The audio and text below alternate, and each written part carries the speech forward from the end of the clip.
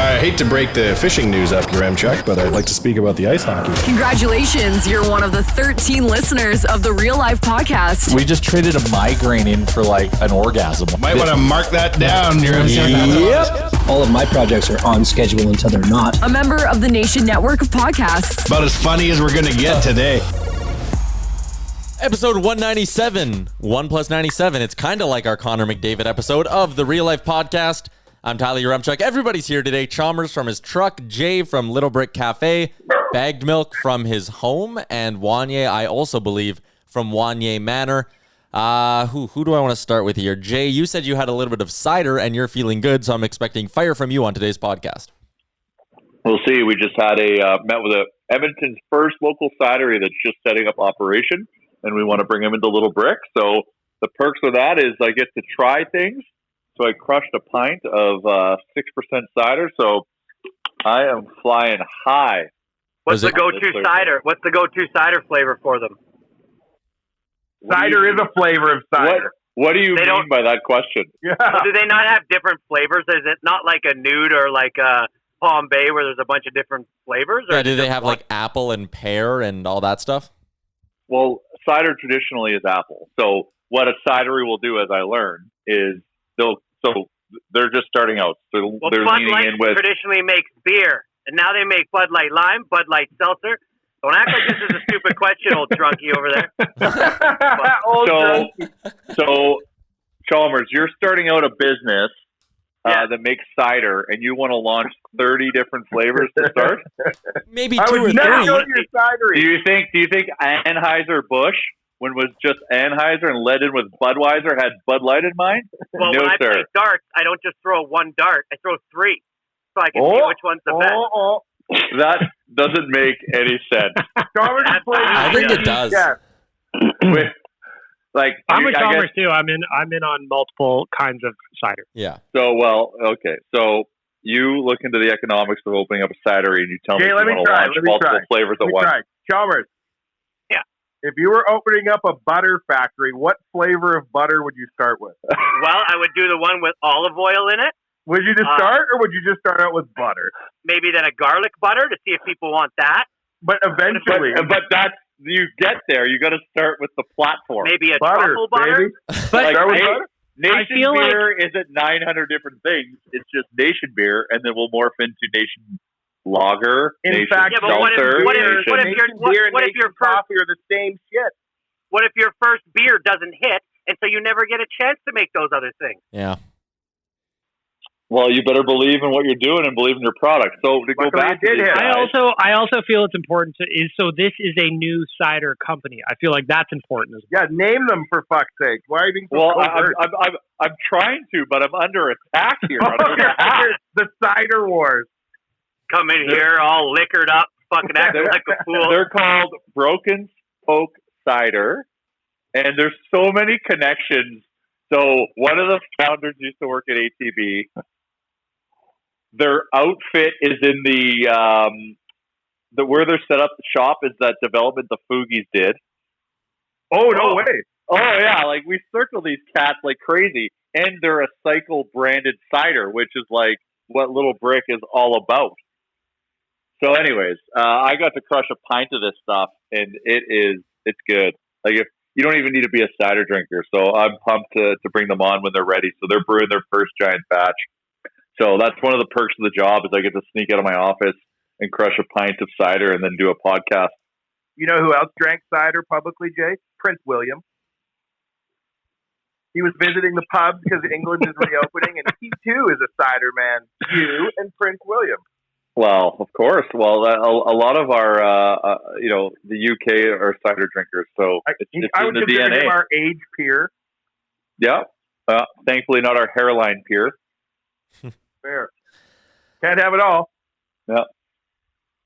All right, there you go. There's our first awkward stoppage of the podcast, and it's brought to you by the fine folks at Japa Machinery. They have you covered with 815s, packers, asphalt rollers, excavators, and more. All available. Check them out, japamachinery.com. You can also give them a call, 780-962-5272. And Japa not only sponsors the awkward pauses in the podcast, they sponsor the great content in the podcast. And they Baggedmilk. pay your Remchuck to be the number one hater of the podcast and be in charge of the podcast. Absolutely. I think in order to properly be in charge of something, you need to be the number one hater of it. How else will you ever improve if you're just always like up your own ass, right? Colonel Sanders hates chicken, the irony of it all. I wish we had Nation Cider. Inspired by Cider. Connor because he's a human apple tree, as he's been called. Well, human apple tree? That's right. Oh, that's interesting. I've never heard that. Really? Elaborate. I believe Zach Cassian. I'm going off the cuff here. I believe it was Zach Cassian that called him a human apple tree because he had like 4 or 5 assists in a single game before the season shut down. That is Something the like opposite of Chalmers asking what flavor cider is your cider. That is so smart. I think we established that there's more than one type of cider, and it was not a stupid question. All right. Please list 10 different types of cider, please. Oh, you're Pear, making Cheerios? grapefruit. Yeah. Oh, are you going to start with maple? Grapefruit cider? There's no such thing as grapefruit cider. You don't know that. You're just listing off fruits. You can just say there's potato cider, but that's Great. vodka. You don't know that there isn't. Oh, you don't know that there is. I put money on me. Well, you always got to bet on yourself. I respect that. There's only one way out of this corner. I'm going to bet my way out. Yeah. Speaking about betting, there's going to be a lot of betting come August 1. There's going to be 900 hockey games at any given time to bet on. Like, holy degenerate gambler stimulation is upon us. I sent out a tweet just an hour ago. The Oilers right now are minus 161 to win their series against the Hawks, or you can pick them to win it in 3 or 4 games, and it actually pays out plus 145. So I went on to my sportsbook today. I hammered that. I'm picking Oilers in 3 or 4 games. My advice to bettors would be to do it very, very quickly, because if Corey Crawford is not playing, then that line is going to shift. You're not going to get great value on the Oilers if it's announced that Crawford is not playing. Resident bettors on. Is there rumblings why? Like, I know if there's unfit to play. That's the blanket term for everything. But like, is there any rumors where he is? No. There was the one interview with Malcolm Subban where, like, reading between the lines, people said Subban was kind of like, I'm excited for the opportunity. Like, he didn't seem surprised that Crawford wasn't there. I think Crawford recently had a child or may have one on the way or something like that. So that was what the speculation was about, but no one knows. He's just being deemed unfit to play as of right now. Because this morning, Mark Lazarus tweeted out, "It's darkly amusing to watch every player, no matter how chatty they normally are, completely clam up every time Corey Crawford's name gets brought up. No one wants to let any details slip, assuming there are any details to talk about." Exactly. So it's just weird. So on the last podcast, we talked about how we would feel if somebody decided they weren't going to be joining the bubble and playing, and we got it, and we kind of got to see it play out as to how people would react. And I think people reacted pretty well to Mike Green saying that he wasn't coming. What do you guys think? I think Corey Crawford has Benjamin Button syndrome and he's de-aging. Nobody's thought of that. I heard he's like 14 right now. They're trying to figure out how to re-age him. Totally fine with Mike Green not reporting to training camp. Chalmers. Thank you for answering my question. Yeah, me too. I don't see how anyone could have a beef with any of these players opting out. Like, I mean, no, and it was good though. It was positive. Yeah. We had said that we were hoping that public sentiment would be, respect the guy for doing it and not, pile shit on him. And I was happily surprised that that's kind of what we saw. Yeah, but if Crawford does opt out, like, that series becomes wildly more easier to win for the Edmonton Oilers. So my question to the two resident bettors on this podcast, Jay and Chalmers, you guys hammering Oilers in 3 or 4 games? Are you going to put money on the Oilers to win this series? Hey, this just in. Corey Crawford is not a good goaltender to begin with, so who cares if he's in or not? I know, but I'm saying you get better lines if he is. If it's speculation up in the air, the minute he gets said that he's not going to be playing, that line will shift. Yaremchuk's right, and I didn't even know that there was betting available already, and so immediately after we're done this podcast, I'm going to go have a look at those lines, and I like it. I like it in 3. So you said 3 was plus 165? 3 or 4 games. 3 or 4. Oh, wow. Yeah, so basically, when you go to your book, there's going to be, or there should be, if they're a good book, they should have a series spread, and you take the Oilers minus 1.5 games in the series. So if they win the series 3-1 or 3-0, they cover a 1.5 game spread, you know? Yeah. What's the sweep? If you want to take them in a sweep, I can pull that up right now. I didn't have my sports book open when you asked me that question. Jay, while your M-Cook's doing that, do you want to form a Windicate and bet as though the Oilers are going to win the Stanley Cup? Well, so funny. Yes, of course. So funny you mentioned that. Josh Brown and I, our favorite Australian, made the courageous bet at the beginning of the season to put $400 down on the Oilers to make the playoffs. I do have the thing on the wall in Little Brick, remember? We have $1,500 of 1,500 Aussie dollars to play with. So we're betting like 90 grand. No, it pays 3.75 to 1 is what it paid out. So whatever that is, 15. Hold on, the Oilers' chances of winning the cup were only 3.75. No, to make the playoffs. That's what I said. Make the playoffs. So you've won already.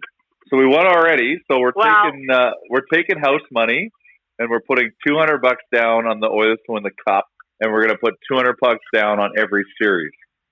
Oh no, sorry, not on every series. We're going to put 200 on the series, win that, then double it down, then double it down, and double it down all the way to the end. Can I get it on this Windicate? And with my contribution, can we bet on every single game as well? So you and I will have to set up a Canadian sports book, and we'll set. I'll jump into the one with Josh if you want to just expand the bet, because I've got the bet on the wall. I think I bet $40 and I get 800. They win the cup. Mm-hmm. US PS, which is 2 million Canadian by my math.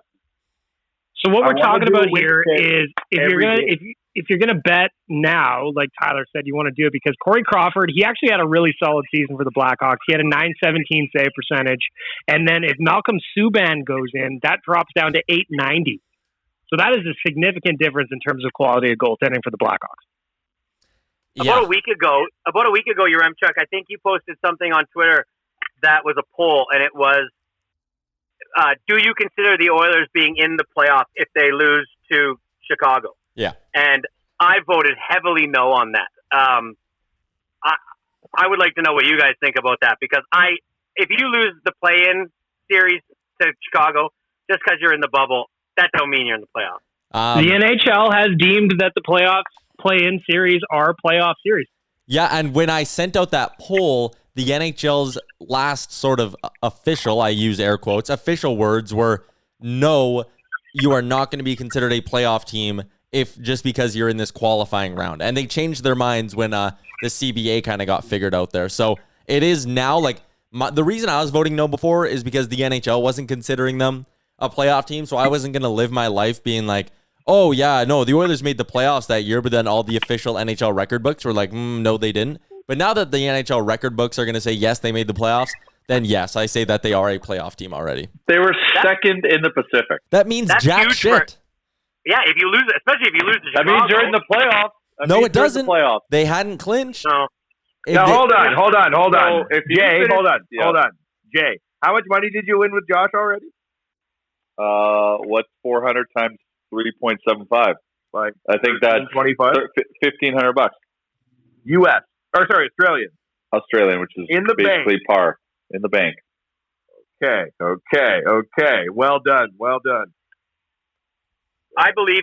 I also think I must have done a shitload for those guys in their playoff bonuses. That's great that they figured it out from the CBA for all the players. They must have been good. But yeah, like I'm with you, Remchuk. That especially if you lose to Chicago, I don't give a shit if you were second in the Pacific. That was then. This is now. You lost to a team that. I mean, where was Chicago when this all ended? 12. Oh, like 12? Chalmers, I love your moral certainty of what we should be doing in the pandemic bubble year where the Western Conference plays the entire time in Edmonton. You're like, I just don't want to be. I don't want to watch us lose to a 12th place team and still, pat ourselves on the back, going, "Look, okay, we made the playoffs." What if we won the cup, Chalmers? What if we won? Why are we even talking like this? Well, what do you mean, what if we won the cup? What if we won the cup? We're not talking about that. We're talking about beating Chicago. Let's worry about that first. Yeah, but you're like, oh my God, what if it goes to terrible? What if it doesn't, Chalmers? No. I don't like when people try to find the bright side in a place that is just not logical.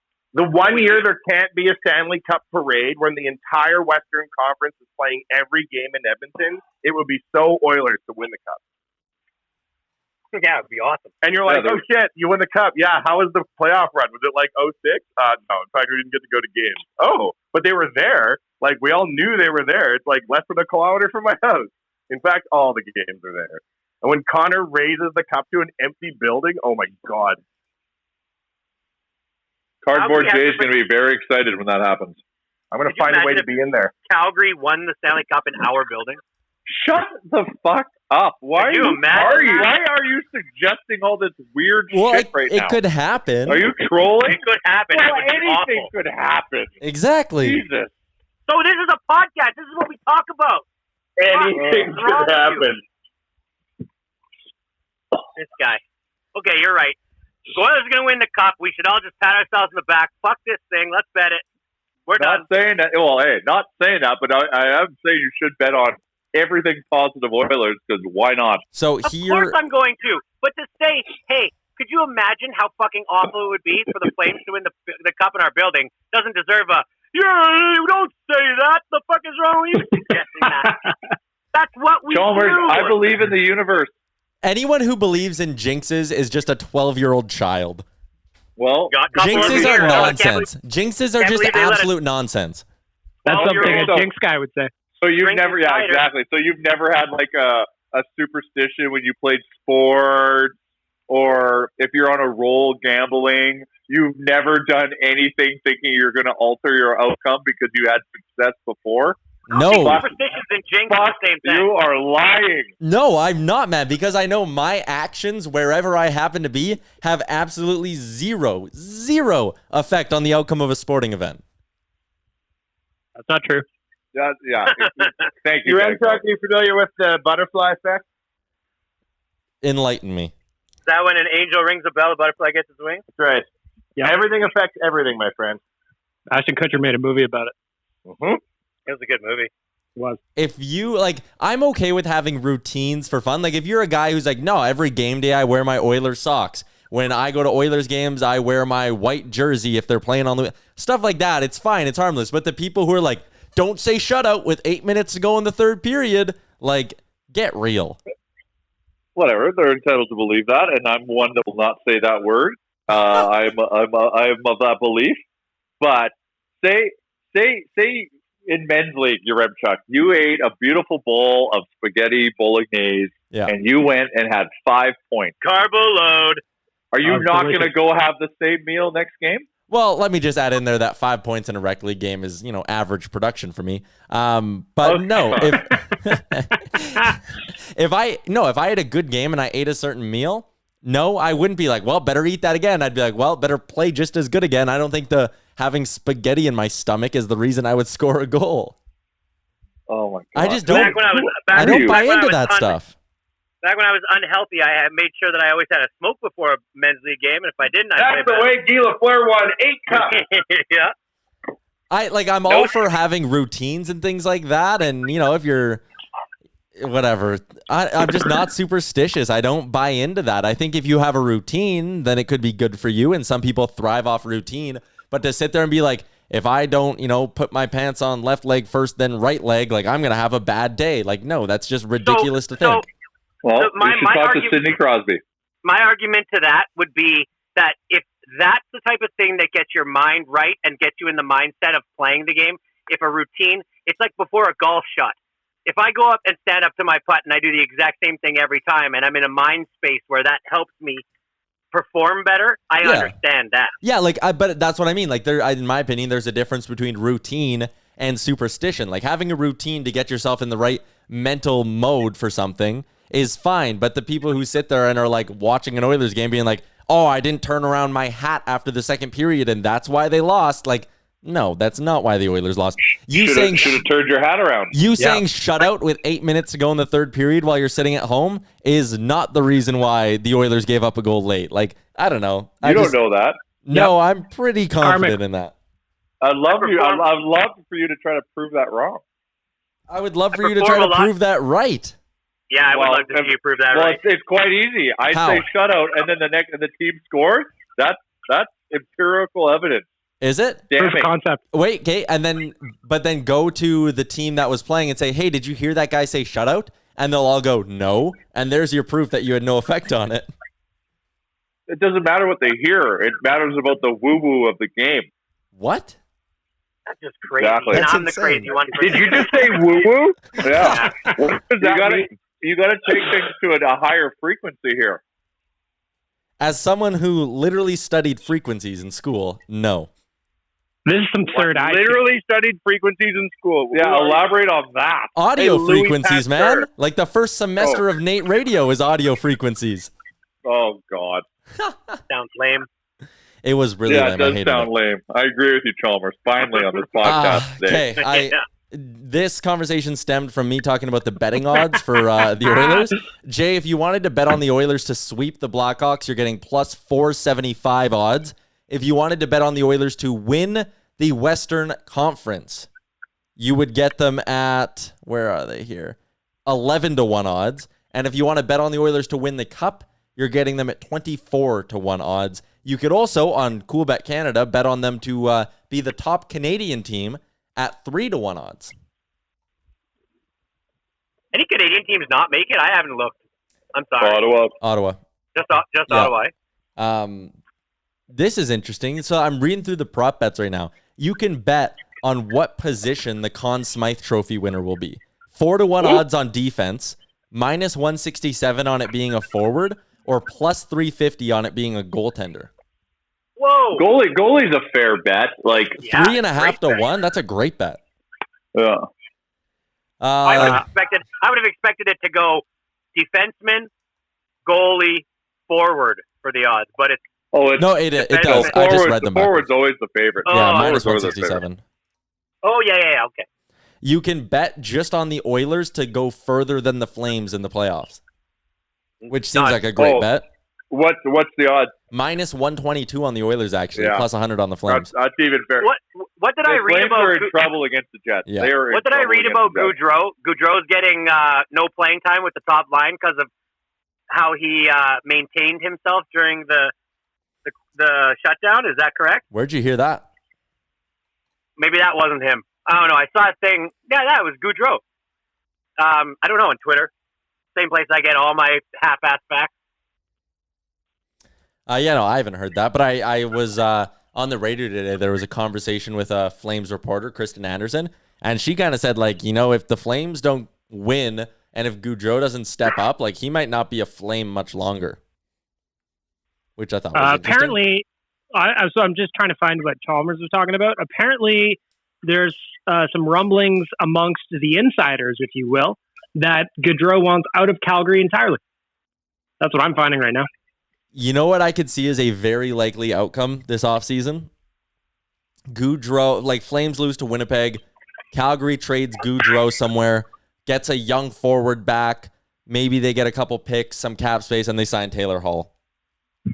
Oh, my God. Imagine the Oilers got Goudreau.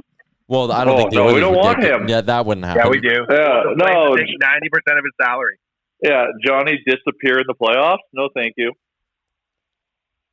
But I could see him going somewhere like Philly or New Jersey, 100%. And the Flames get the cap space to sign Hall in the offseason. That could happen.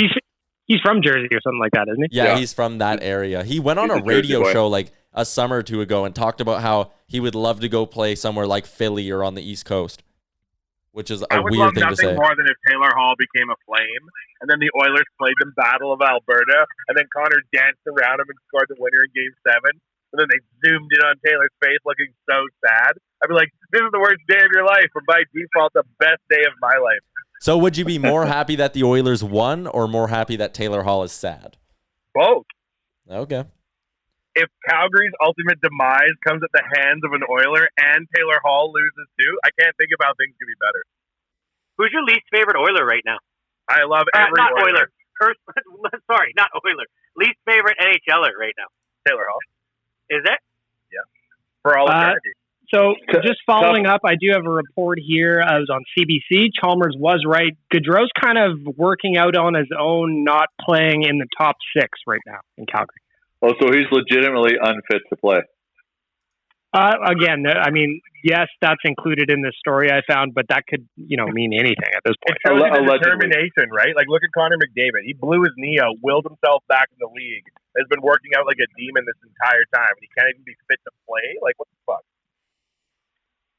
Yeah, but we don't know what fit to play means. We talked about this on Monday. Yeah. It's such like no one knows. Is he hurt? Is he sick? Like, whatever. You know who I'm excited for? And we talked about a little bit last podcast, but he did his little Zoom press conference yesterday, is Ethan Bear. Yeah. He kept skating the entire time. He had access to ice the entire time. And this kid is so focused on trying to be better. Like, fuck, I think he's going to be a weapon. I think it was Dave Tippett that said it. He was like, the biggest compliment for a guy like Ethan Bear is that McDavid and Draisaitl are excited to have him on the ice. Game changing. Like, I'm fucking excited. I mean, we've given him a lot of praise on this podcast. You know, the Oilers spent pretty much every second since Chris Pronger left looking for a right shot puck moving defenseman, right? And not to say Bear is Pronger, but I wonder if he studied frequencies at Nate. Maybe he did. We can only hope. I wonder if he also thinks that superstitions are ridiculous. Did they teach you Morse code, your M-Chuck, when you started out at Nate? Did they start with Morse code and how to do wireless signal? There was ham radio. They didn't like teach us about Morse code, but I honestly can tell you I blanked out for that. I did not pay attention to the textbook side of that program. I was not interested in it. But there was stuff like that, like learning about like different ways of communication and shit, and none of them to send a fax 101. Did they teach you that? No. Fax machines are, oh, well, whatever.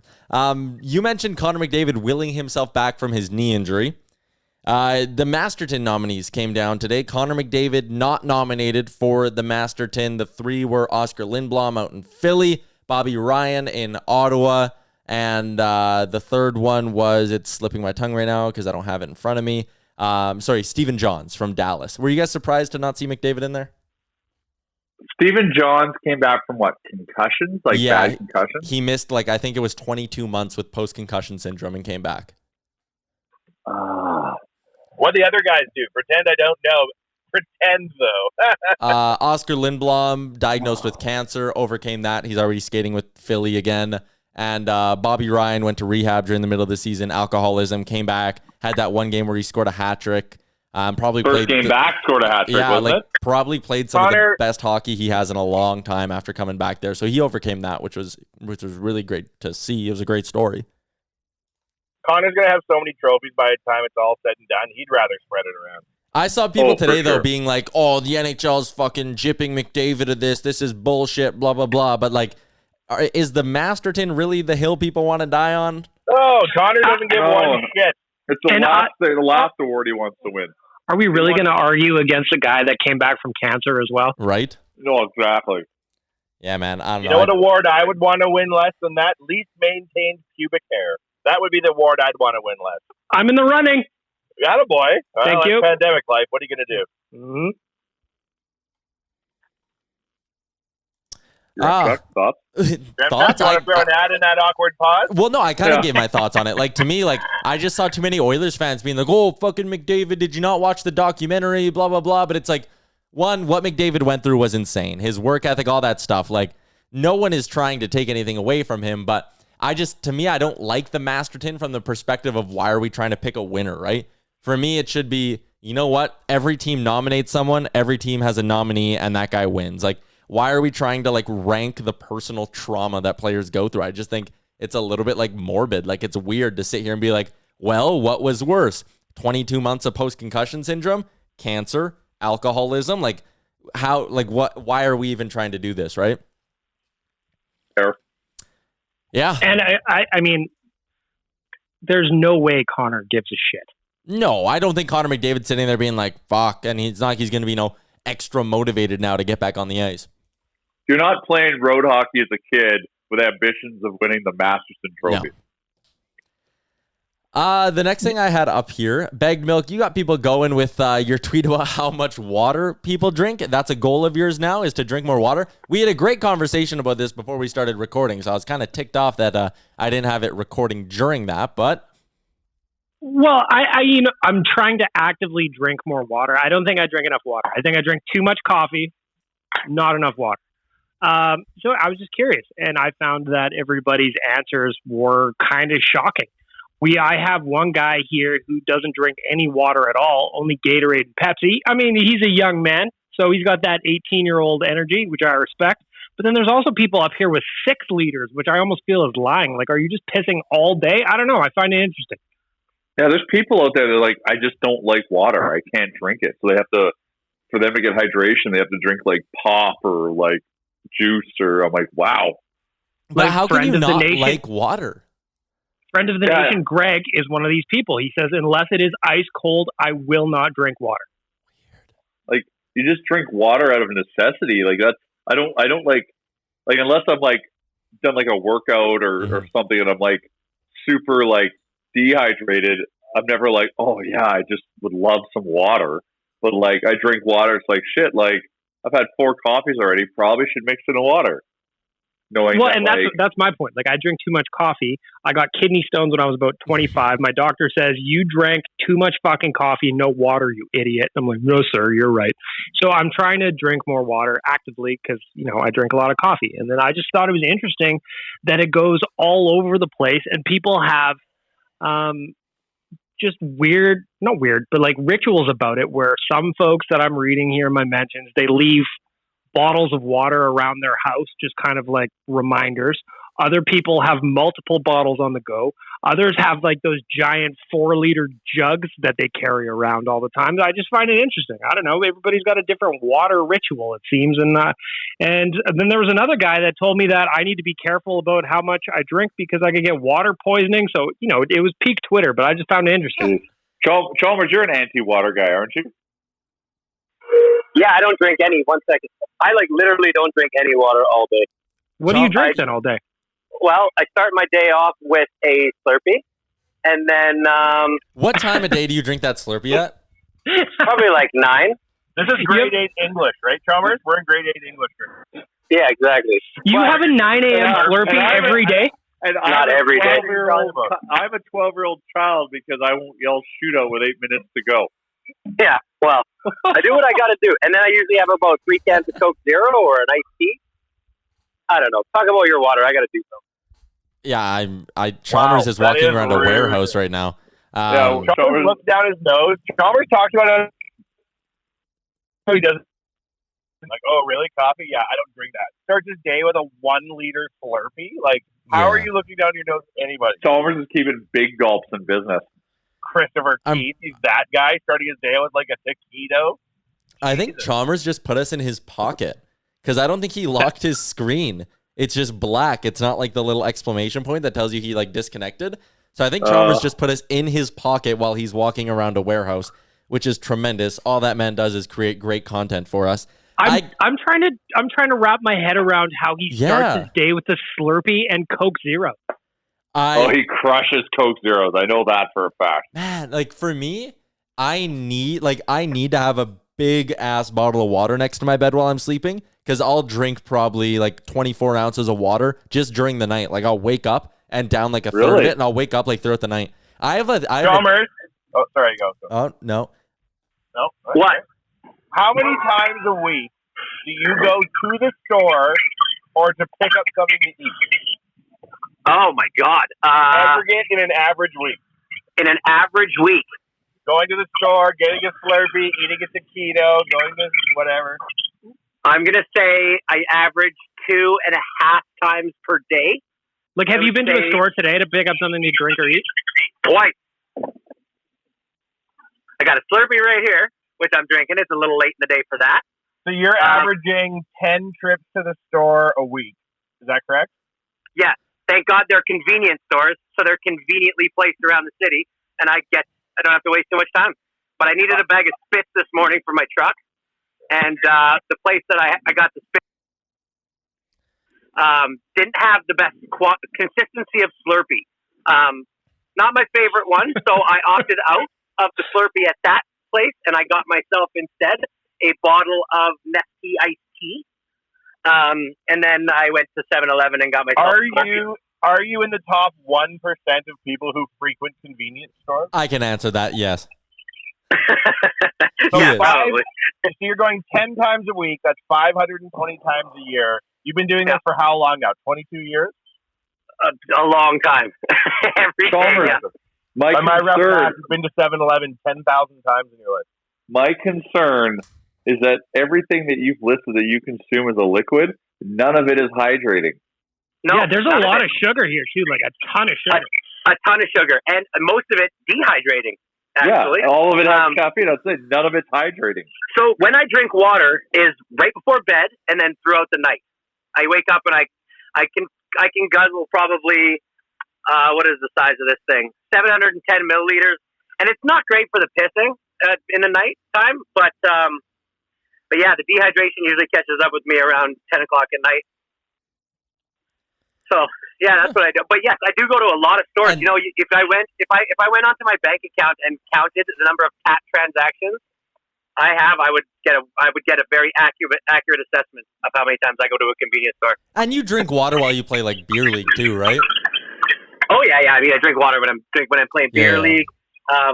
Is 7-Eleven brand water flavored that's actually blue? Oh no, I won't buy that. I don't. When I do drink water, I don't buy the cheap stuff. I buy the good stuff. Oh yeah, you gotta get the good. You know it's water, right? Yeah, but it tastes different, man. If you can't taste the difference between water and like high quality water and low quality water, then I wouldn't look to a man who starts his day off with a Slurpee for taste advice. See, for me, Yeah, like generally speaking, I love tap water. I love a good lukewarm glass of tap water. oh my you do your red god, check. No. Get a lukewarm glass of tap water. I'm drinking lukewarm tap water right now. Oh Lord, this is that gonna is be your rem check. If you go to a bar, you order your rem check. It's a lukewarm glass of tap water. Yeah. that describes I it think pretty well. Dangerous, Also, hey, Dangerous Wade got your drink wrong. You should have got you a warm bottle of still water. hey, I'm gonna mute all of you guys talking on the FaceTime right now because one of you just has a horrendous, and I mean horrendous, amount of background noise going on there. And I'm looking at one of the two guys in a car. It's either Chalmers or Wanye. Someone had way too much noise going on, but I unmuted you, and it sounds okay now. I'm mute. Yeah, you know what? I'm going to assume it's Wanye because he couldn't even get a sentence out there before his mic cut out. No, I'm guessing. My bet's Chalmers. It's Chalmers. Well, It's always Chalmers. If it's not listen, me, it's Chalmers. I'm not mute right now, and now better now, or was it not? Can you guys hear? The thing I can't tell if you can hear it. So was it me? It just keeps cutting out. That's me. I'm muting it and I'm unmuting it every time to see if there's a difference. No, I thought you studied frequencies, boy. You got called out, sir. no, I think it's Wanye actually. I've been muted the entire time this is going on. That's why it sounded so good. Man, this podcast. Chalmers, just on a given week, how many Slurpees do you think you have? Just average. 5. I had my first Slurpee of 2020 last weekend. I haven't had one yet. I haven't had one yet either. I'm not going to lie, I went probably 6 years without getting one. And then I had kids. And it became like the treat after hockey or baseball. And now it's just like water, basically. Yeah, I'm just concerned about how much sugar you're taking down. Man. Well, that's why I don't have a six-pack. That's why I don't look like Podcast is very boring. We are talking about water. Fair enough. Delicious. All right. I'm at 2 liters today already. Thank you. I have had 2 or 3 almost of my 24 ounces. How much of this until a liter? How much of this is a liter? That's probably pretty close to a liter, hey? I don't know. Have you guys noticed how many Oilers are rocking extreme playoff hair, beards, mustaches, all of it? Yamo's got the flow going. Yamamoto's flow is great. Riley Sheahan's beard is unbelievable. Jujar Kara looks like he is ready for battle. I am loving all of the Oilers rocking a pre-made playoff quaff right now. I wanna get back to that, but I needed a second to process a little thing in my mind, and I'm gonna take it back to water. I will go a week from today with no Slurpees, and other than drinking on Saturday, I will not drink Coke Zero. Other than my Ryan Cokes on Saturday, I won't drink Coke Zero or iced tea or Slurpees during the day. I will only drink water. Other than Saturday, and I'll do it for a week. I bet you lose. I bet you lose 5 pounds. Let's give it a go. I'll weigh myself tonight. Here we go. But this Saturday, we have a 40th birthday on Saturday, and that's going to take a toll on the body. So you start on Sunday. Go Sunday to Friday or something. Sunday. No, I'll go Sunday to Sunday next week, and I'll only drink water. What else can I have? Like, can I have like green tea? How about we do green tea? Yeah. Okay. So I'm looking right now. Like this is no. Yeah, I'm looking at like a fasting type thing. So you can have water, black coffee, or clear tea. So a green tea would count. Okay, that's what I'm gonna do. Let's go back to Jujar's beard. Jesus. Well, the hammer's always there, but the beard is coming in real nice for the playoffs, and I respect it. Yeah, And I love it. Great flow too. Like the beard is lush, but his flow's looking great. It also makes me happy. Like on Monday, we spoke about Ryan Nugent-Hopkins' mustache. I got super pumped about it, but I love how many people are excited about that mustache. That's my favorite thing. Right? It definitely got Oilers fans buzzing. He looks great. Oh, he looks phenomenal. What do we think? What do we think that your average Oilers fan likes about it? The fact that it's really not good, that it's wispy. How dare you? It's just because it's Nuge. I think they're proud that he can actually finally grow facial hair. It's more of like our boy is growing up. Yeah. Chalmers, have you ever considered clearing a pass in the middle like Nuge did? that is a thick part. I think it's natural. It has to be. You don't do that on purpose. No, that thick. That is a big gap. It looks great either way. But I'm asking, like, Jay, you've also got. Well, I mean, you're both beard guys. Would you ever clear a runway down the center? Never. Well, if it gave me some kind of competitive advantage, maybe. Might be more aerodynamic. Yeah. Speaking of bad facial hair, though, the one thing in the world that I would never rock would be that little soul patch right underneath your lip. That is just like a little mustache for your bottom lip. God, it's awful. I don't know anybody that can pull that off. If I have any a buddy listeners that's been have a soul rocking patch, one of I'm the. sorry. I hope my buddy listens to this podcast still. I know he used to because he's been rocking one since we were in grade 11. He needs to stop. Yeah, he's it's thick and lush as well. Some people can pull it off. I haven't seen a facial structure that pulls one of those off in years. Peter Chiarelli. Maybe ever.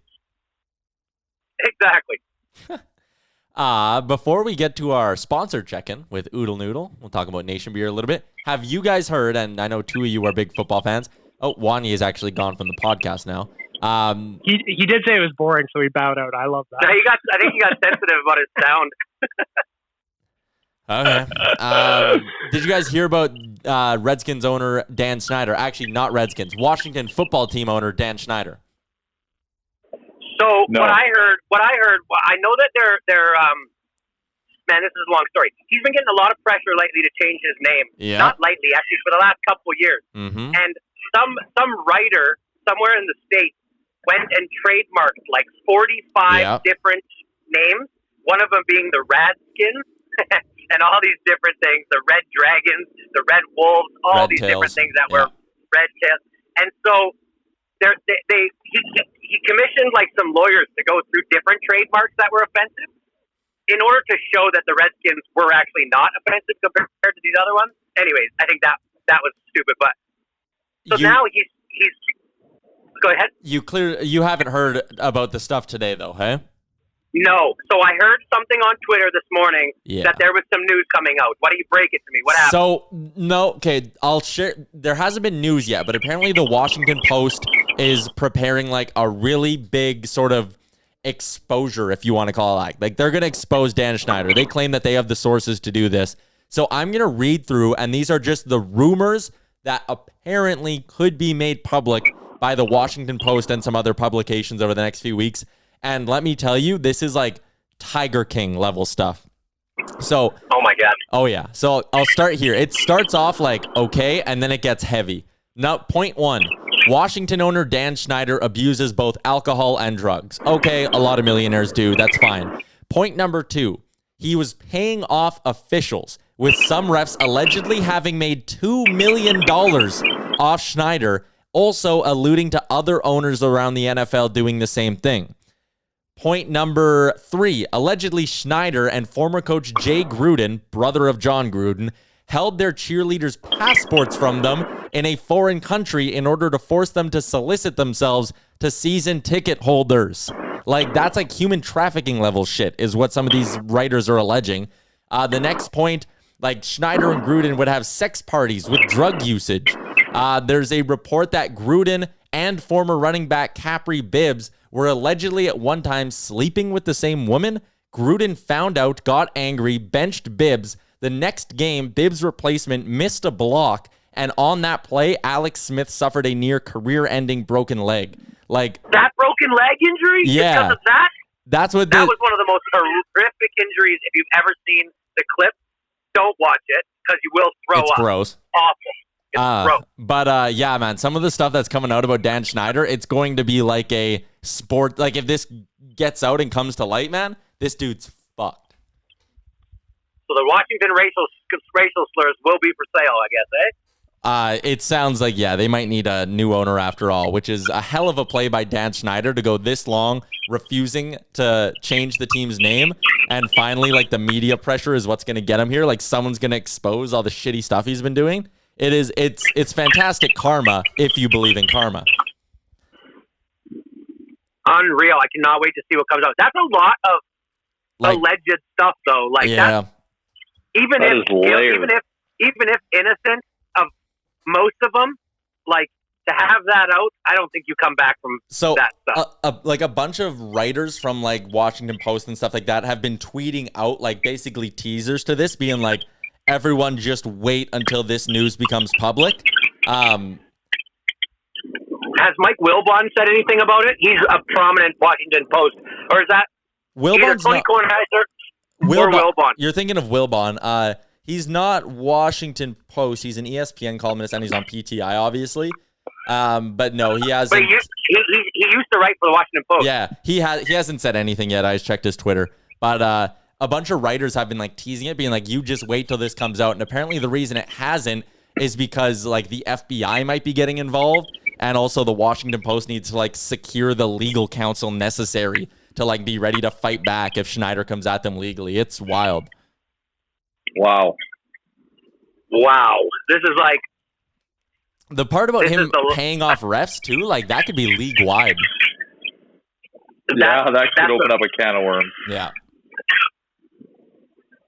I just don't get it. They've been like, they've never won anything. No. So what would be the purpose of paying off refs when your team has never even been in a position to win?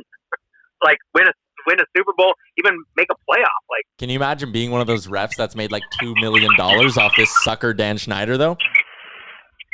Yeah, you're gonna go to jail. Yeah. It would suck today. Yeah, no kidding. Kate, before we wrap this up, Jay, Oodle Noodle, what's the latest going on there?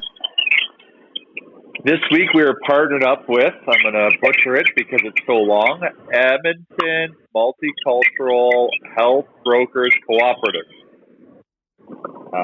They get food into people's and families' hands that are in need of it. Hold up. Chalmers, buddy, your mic is all sorts of crazy right now. Are you driving with the window down?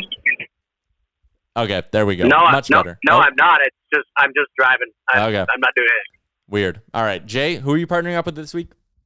The Multicultural Health Brokers Cooperative. So they feed families of all different cultures that are in need right now, and especially during COVID, they are super in need of donations and food supplies. So we're actually going to be doubling down with them this week and getting them a ton of noodles that we'll be delivering to them on Friday. So 10% of all of our in-store sales are going to support those fine people. They're doing great things. Check out the video. Baggedmilk, I believe, shared it on the Nation channel. to find out more about them. But another great local charity that we're pumped to be partnered with. Love it. And on the Nation Beer front, did I see on Twitter that Nation Beer may be available in kegs? Yeah, we've kegged some because the bars have been asking for it, and we want to make sure that they can get it. So I know First Round has it on tap already. There's been a bunch of other establishments that have picked up or put in orders for kegs. We've got some beer being canned as we speak and kegged as we speak, and it's going to have the playoff can design, which is exciting. But what's been really interesting. I'm excited. Oh, well, yeah. Hopefully it has the effect that we are trying to chase here with it. But the cool thing is all these cool bars and restaurants are gearing up for hockey. We're getting like all of a sudden tons of orders and requests for Nation Beer. So that is so cool to see. And we're super grateful for all that. So thank you everyone for allowing Nation Beer to become a thing. Love it. Absolutely love it. Of course, need to let everyone know that they should go check out Japa Machinery as well. All your big equipment needs, Japa has you covered. You can check them out online, Japa Machinery. Give them a follow on Twitter and Instagram as well. Guys, we're going to have another podcast on Monday. As we do, we might have a guest. I'm not going to officially tease it, though, until they send me back the actual confirmation on it. But I've been talking with someone. Should be a nice conversation. And it's relevant to a few topics we've touched on the podcast over the last 3-4 weeks here. So potentially looking forward to that next week as well. Guys, have yourselves a great weekend. Thanks for giving me an hour of your time. Bye, buddy. Thank you. All right, that's going to do it. Episode 197 of the Real Life Podcast is over. Great job on making it through the entire hour of the Real Life Podcast. Don't forget to like and subscribe wherever you get your podcast from.